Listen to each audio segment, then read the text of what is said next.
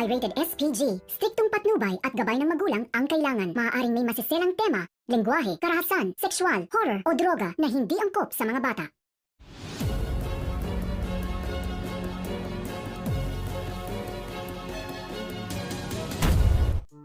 Mas lalong tumitindi pa ang galit ni Angel dahil patuloy pa rin siyang naiisahan nitong si Vanessa.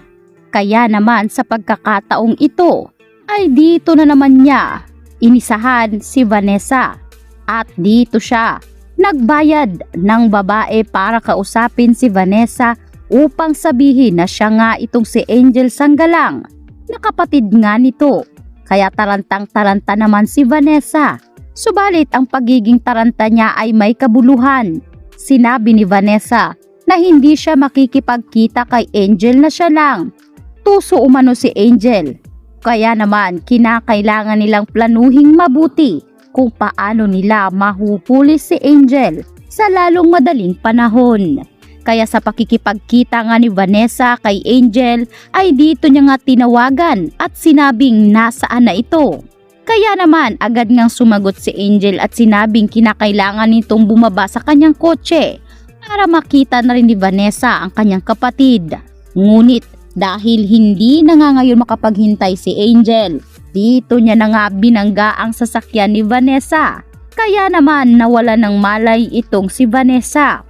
Nakakuha nga ng pagkakataon si Angel na kunin si Vanessa mula sa sasakyan nito at ilipat sa kanyang sasakyan.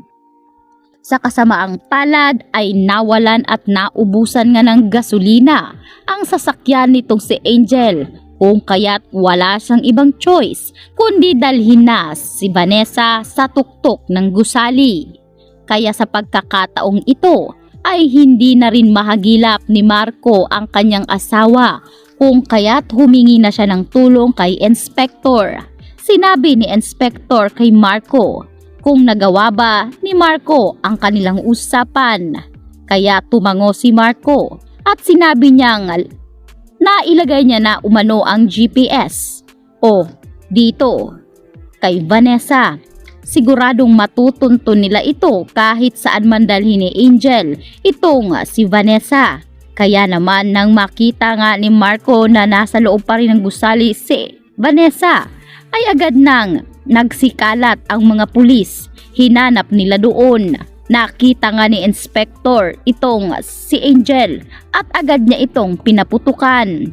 Kaya naman mabilis pa sa alas 4 na huli itong si Angel. Subalit sinabi nga nitong si Angel na mas pipiliin niya pa na mahulog sa gusali kesa mahulog umano sa mga kamay ni Vanessa. Dito nga agad tumalon itong si Angel ng walang pag-aalinlangan sa naturang gusali. Kaya naman nagulat itong si Inspector sa ginawa nitong si Angel. Dali-daling niyang sinilip at dito nga nakakapit si Angel sa bintana at humihingi siya ng tulong kay Inspector na tulungan umano siya. Subalit mahuhulog ba sa bitag ni Angel si Inspector? Dahil plano pala ito ni Angel na kung sakaling kakapit si Inspector sa mga kamay ni Angel ay hihilain niya ito pababa. Nang sa ganon ay si Inspector ang tuluyang mahulog sa naturang gusali.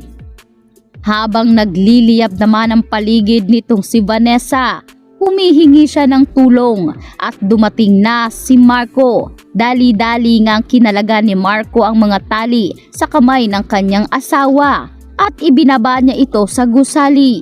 Sinabi ni Vanessa na kinakailangang mahuli si Angel dahil siguradong hindi pa matatapos ang paghihiganti nito at hindi umano sila tatantanan hanggat hindi nakakaganti si Angel sa kanila.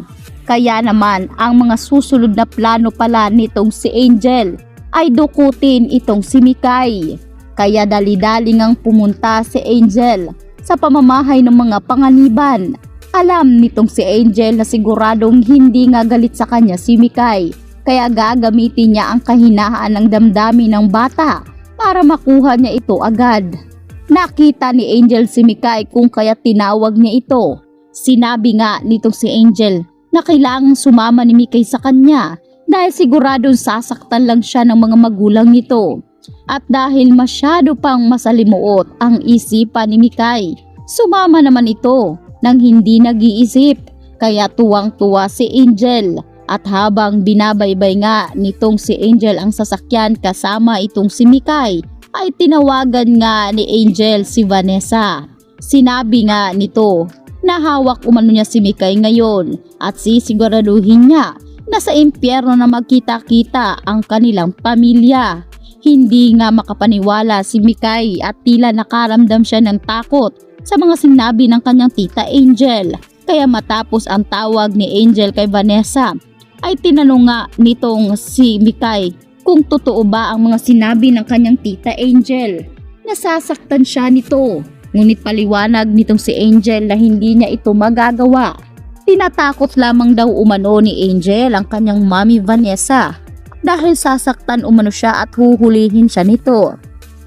Patuloy pa rin ang pambe-brainwash nitong si Angel sa munting isipan ng bata at sinabi nga ni Angel na gusto nga ba raw ni Mikay na makulong siya.